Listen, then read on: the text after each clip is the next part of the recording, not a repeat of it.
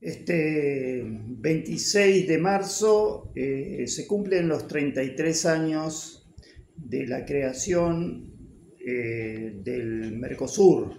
oficialmente, ya que el 26 de marzo de 1991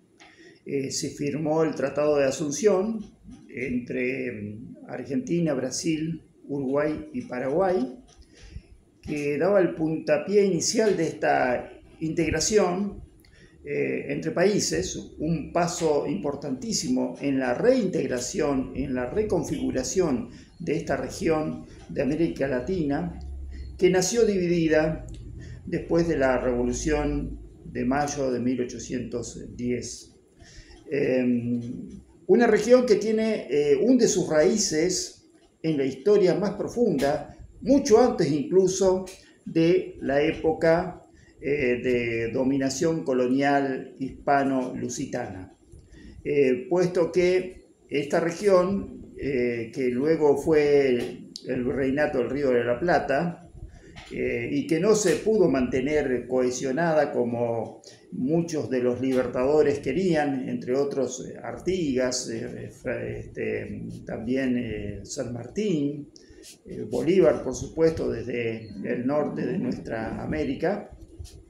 Esa unidad que no se pudo mantener, no se pudo sostener, pero tenía un antecedente de esa gran unidad guaranítica que comprendía toda esta región. Por eso decimos que lo que luego fue en las fines del siglo XX la reconfiguración de una unidad más que nada de carácter de protección de las producciones regionales a través de distintas tarifas aduaneras, tarifas comunes, y que pretendía ser un mercado común, como su nombre lo indica, el Mercosur,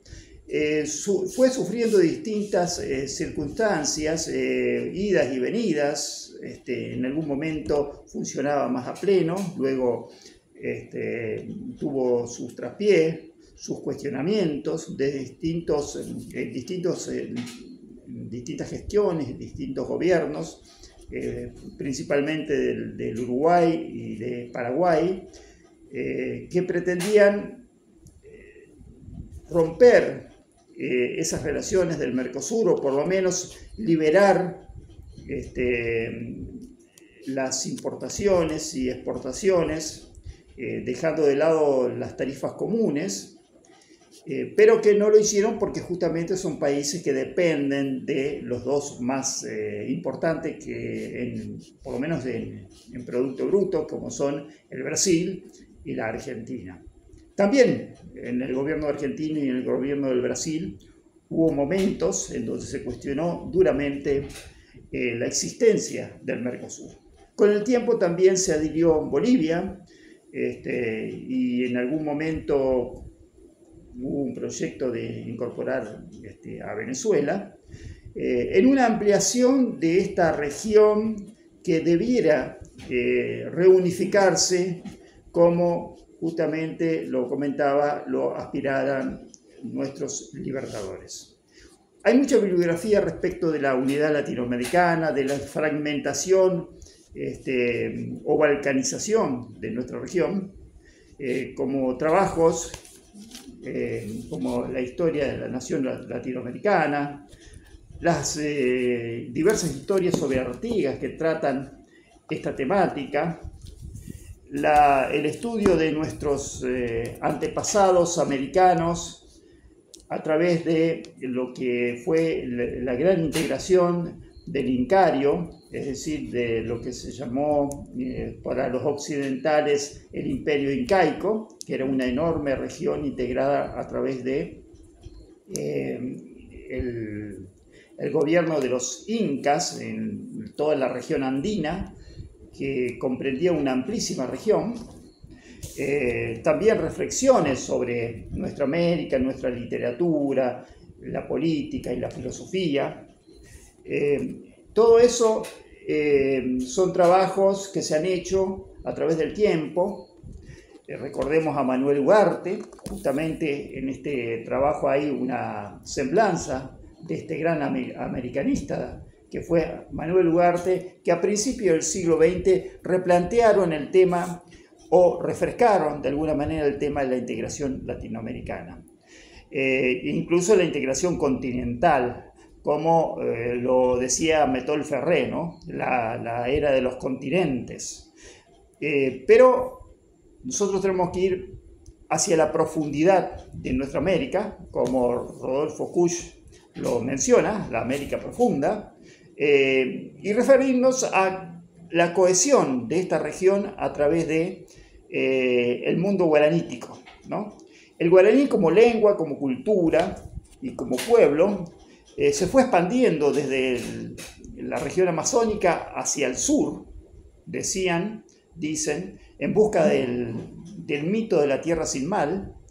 ese mito religioso de los guaraníes, y en esa expansión, eran muy navegantes, en esa expansión los guaraníes fueron llevando su lengua, su idioma, que se convirtió en lengua general, es decir, que se sobrepuso por encima o se superpuso por encima de las otras lenguas regionales, de los otros pueblos indígenas de la región, los charrúas, el chaná y otros grupos que siguieron contando con sus culturas, pero contaminadas de alguna manera con la cultura guaranítica y fundamentalmente con la lengua guaraní. Un ejemplo así muy breve, y simplemente como muestra de esto que yo estoy diciendo, es la provincia de Entre Ríos, que no es una provincia guaranítica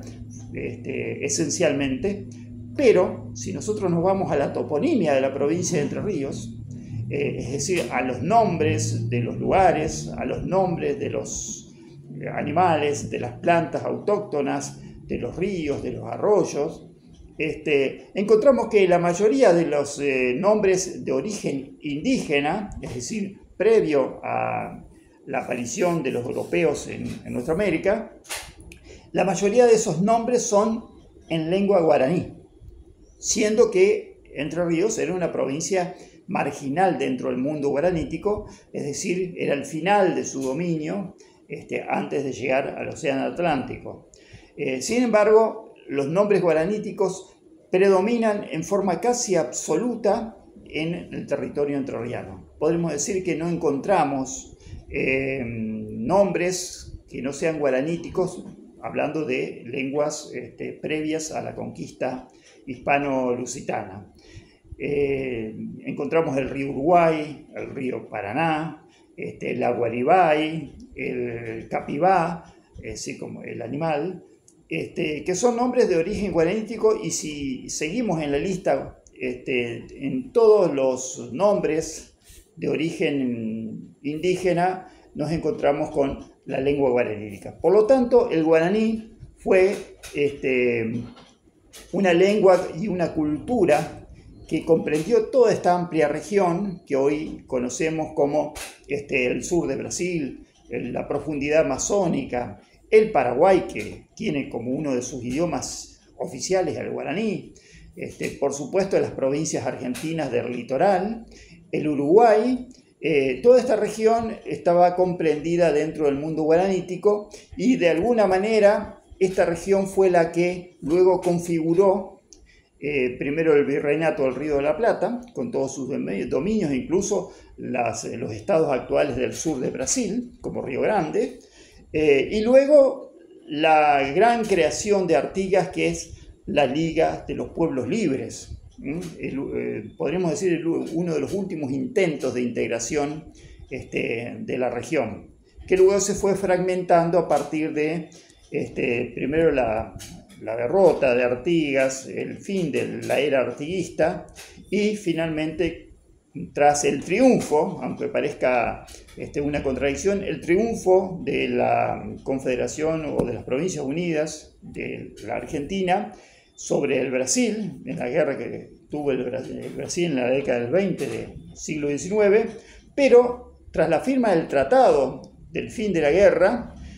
con el aporte siempre presente de la diplomacia inglesa,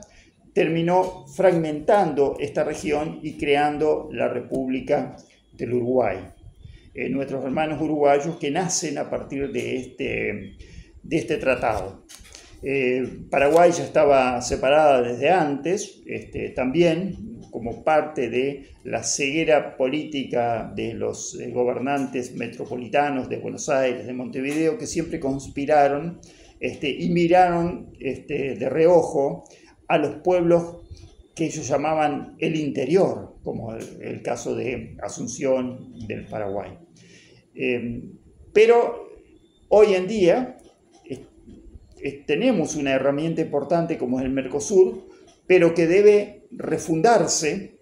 y reunificarse, no a partir de un simple mercado común que puede cambiar con el tiempo, con los intereses, sino reunificarse a partir de las culturas de nuestra región, a partir de los pueblos. Es decir, esa unificación debe venir desde abajo